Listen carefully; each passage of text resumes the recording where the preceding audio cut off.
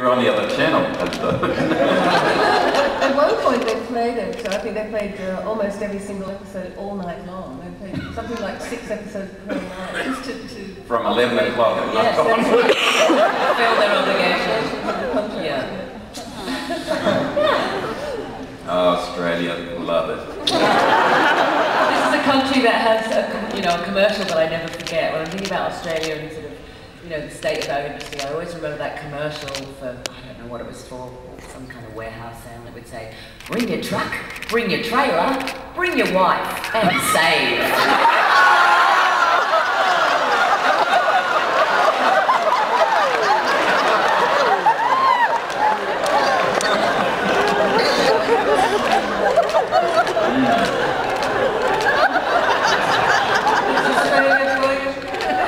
Australians are the Southerners of the Commonwealth.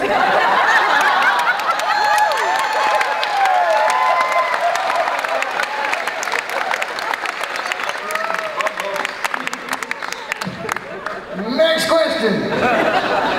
Hello. I'm Southerner as evidenced by my speech patterns. Bring your wife. Bring your trailer. Bring your dog. Okay. What I wanted to know is, given the fact that the reason we're all here is because we have a great affection for all the characters in the show. We all fell in love with it, and that's why we're here. And also given the fact that 2 of the characters represented tonight did not make it to the end, would you guys mind giving us about 20 or 30 seconds of what your characters would say to each other if, for example, you went to the suture party and ran into each other? Went to the what together? It's that party we're going to later. It's on my phone. Or even a Starbucks or something. I mean, I think we would just like to know, is that appropriate to do that? No pressure. Could you get into character for about 20 seconds? No. No!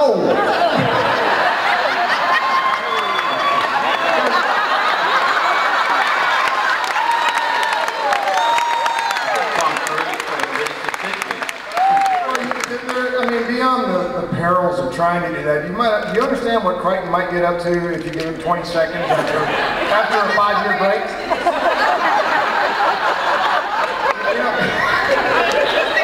Okay, I just wanted to know if you do that because for those of us that like the show, we miss it. Isn't that the whole point of Dragon Con, is that you guys get to dress up and do that 20 seconds or sort of 20 hours? It's no longer our responsibility. The torch has been passed. Yes. So as soon as we leave this stage, Sienna, we expect you up here, Crichton, For someone with a Carolina t-shirt, that's okay.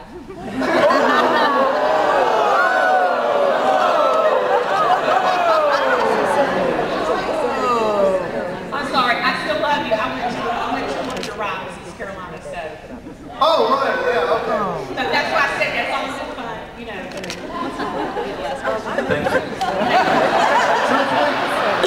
This shirt was given to me generously yesterday. First, it's from North Carolina. I am from North Carolina. But the other thing, I learned in Atlanta today, if you were wearing a university t-shirt, you got free Chick-fil-A. Is this true? Because I know where I'm going. It's Monday. It's Monday? Yes, sir. Really? Oh. Well, I did it on Monday. I just sit on the head of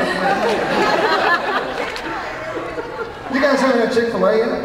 Oh, yeah.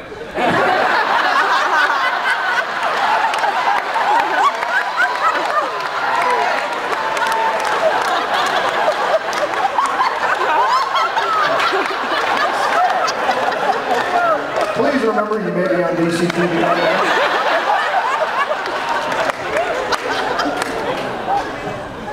Hi.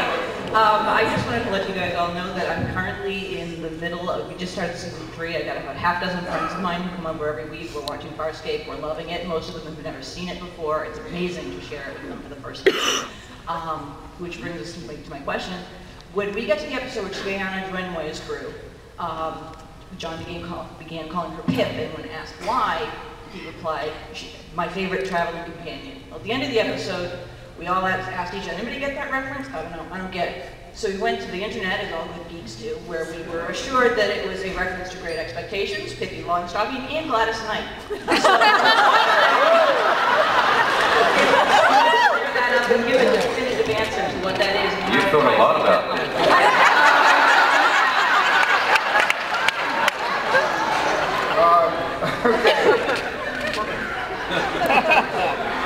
First off, they had a different name, and in my head when I said it, it was Pip, you know, like a little spot, little tiny thing. I think they had the word squirt or something, which didn't.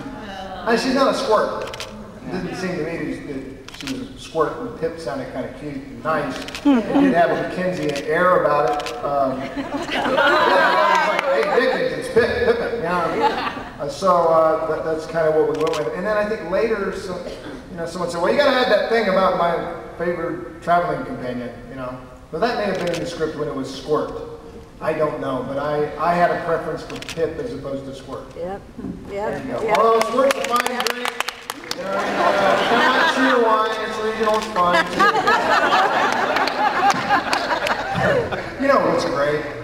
Okay, I spent 4.5 years in Australia, surrounded by Australia. I didn't understand half the stuff they were talking about. I had to learn it. Now I've got them amongst my people.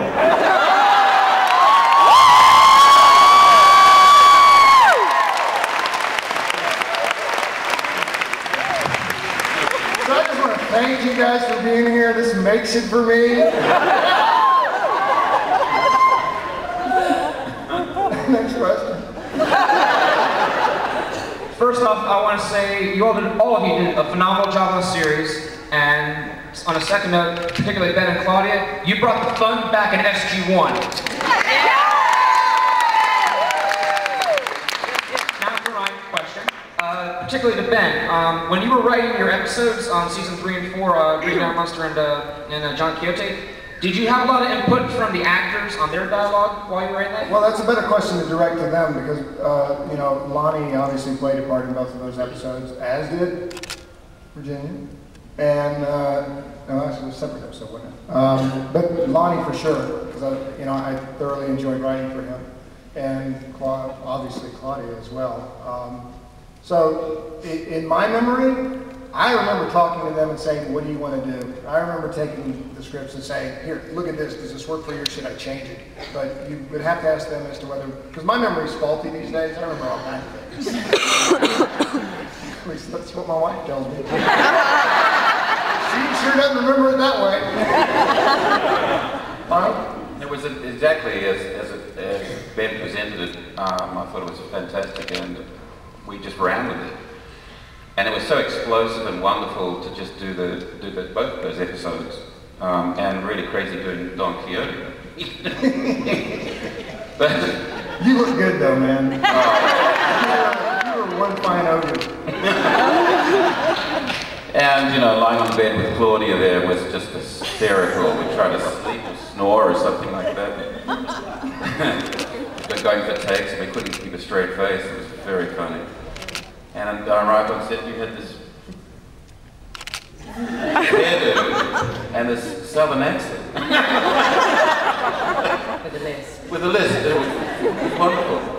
So yeah, when a writer presents you a great story, and all you have to do is illuminate it and just reveal it. And Ben wrote some wonderful dialogue, and we ran with it. And I screamed as he'd written it, Yeah, and thanks, Ben, because you brought Zan back. Yes, I did.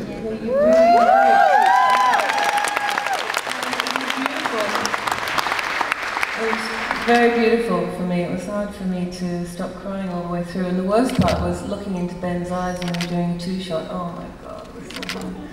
Because he had tears in his eyes, I had tears in my eyes. In the middle of the scene too, it was really, really tough. But it was so beautiful to be back in character. Thanks for bringing me back. No, my pleasure. And it was great actually. I got a chance to see one of the funniest things I've ever seen in my whole life, and that was Rowan Woods dressed up as Zan. It was absolutely hilarious because the original Zan was supposed to be a man. And